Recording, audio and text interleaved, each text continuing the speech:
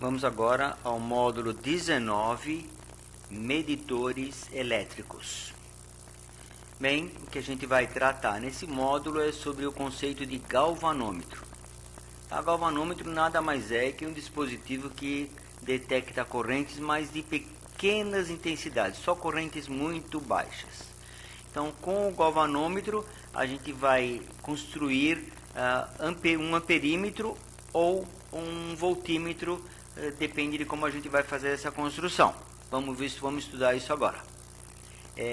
Um conceito que nós vamos ter é um chamado de corrente de fundo de escala. Corrente de fundo de escala, quando falar isso, é a maior corrente que esse galvanômetro suporta.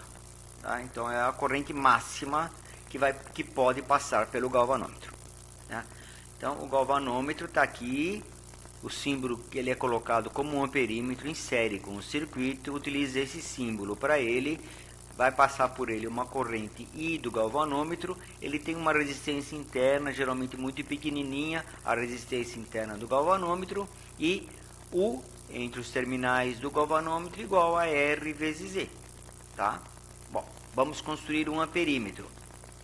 Para construir amperímetro, se coloca uma resistência chamada resistência de shunt, RS, em paralelo sempre com o galvanômetro, de forma que a corrente que está entrando se divide. Como o galvanômetro suporta correntes muito baixas, então a gente vai dividir e vai conseguir medir correntes um pouco mais altas entrando no meu amperímetro.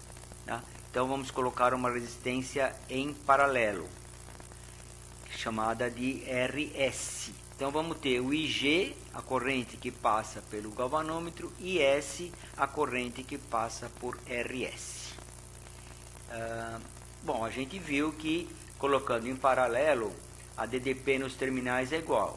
A DDP no terminal RU do galvanômetro é igual a DDP no terminal da resistência shunt. IGU igual a R vezes G, RI vezes RG vezes IG igual a RS vezes IS, tá? Passando, dividindo, tal, e a gente tem essa expressão, mas como a gente sabe que I, a corrente total, é o IG mais o S, substituindo a gente chega nessa fórmula aqui. Eu prefiro, para cada exercício, utilizar essa lógica, né? Utilizar isso que a gente já sabe, do que ficar decorando uma fórmula nova. Tá? Mas, de qualquer forma, está aí. O voltímetro, agora a resistência é chamada de resistência multiplicadora e ela é colocada em série com o galvanômetro.